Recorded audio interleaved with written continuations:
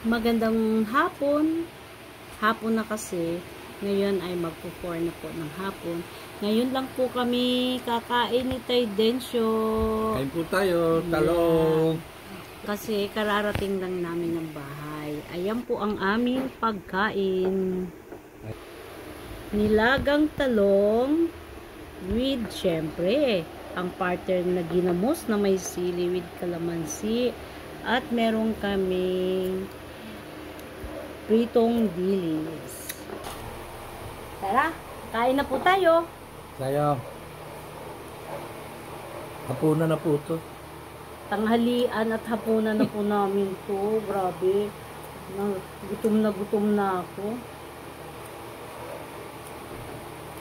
Ayan, oh. Sarap.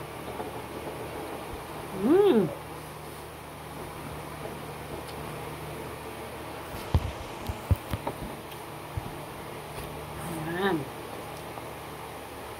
Hang.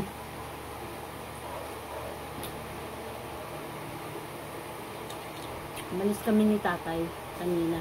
Hindi ka kita. Kasi birthday ngayon ng apo namin. Dito saan kami mamalingke. Ngayon lang kami nakabalik. Kasi dito tayo.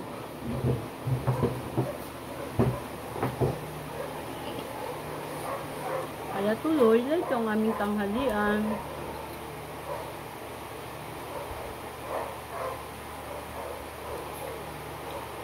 Sarap. Yung talong ho, nabili namin sa ano to? Sa Silang. Kahapon. Cavite. Cavite. Punta kami ni tatay doon.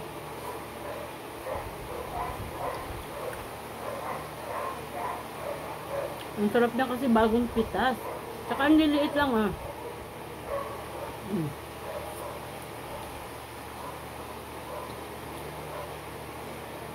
Sarap na ilaga. Manamis-namis siya kasi bagong pitas talaga yung talong.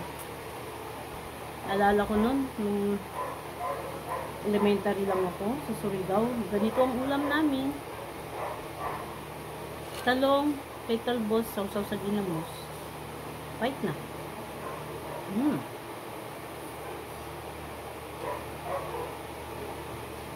Kain tayo, mga kananay, mga katatay.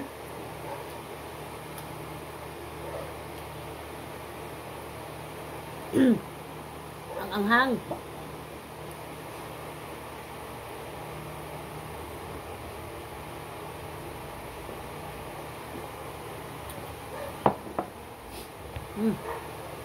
Kita nyo?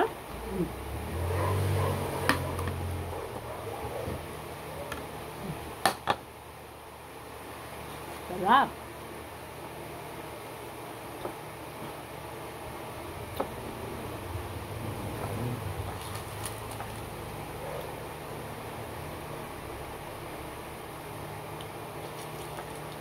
Pangalawa ko na. Masarap siya kasi nga bagong pitas. Tsaka yung mga talong na galing sa ganito lang kaliliit. At ilaga. Kasi hindi siya mabuto.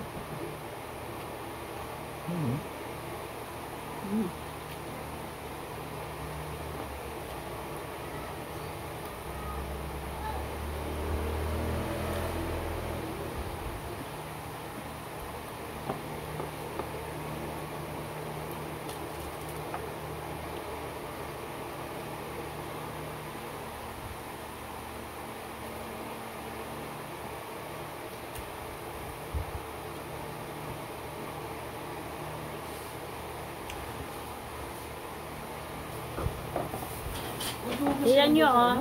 Isa. 2. 3.